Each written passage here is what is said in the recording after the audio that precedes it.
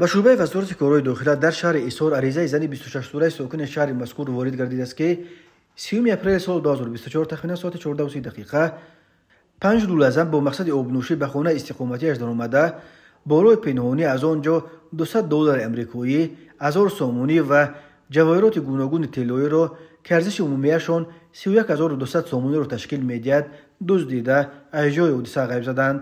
зарари расонашуда 34400 сомониро ташкил медиҳад. ҳангоми гузарондани чорабиниҳои оперативии ҷустуҷӯӣ аз ҷониби кормандони милитсия муайян карда шуд, ки ин ҷиноятро занони 30, 29, 26, 33 ва 37-солаи сокинони шаҳри Эсор содир намуданд. аз рӯи ҳодисаи мазкур тафтишот идома дорад.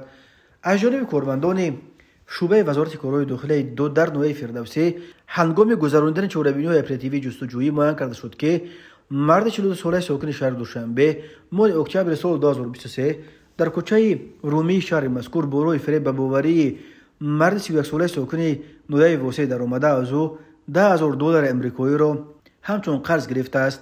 номбурда ваъда додааст, ки хонаи истиқоматиашро фурӯхта маблағи мазкурро бармегардонад, аммо ӯ маблағи ба дастовардаашро ба манфиати шахсиаш сарф намуда то ҳол барнагардонидааст. оид ба ин ҳодиса тафтишот идома дорад.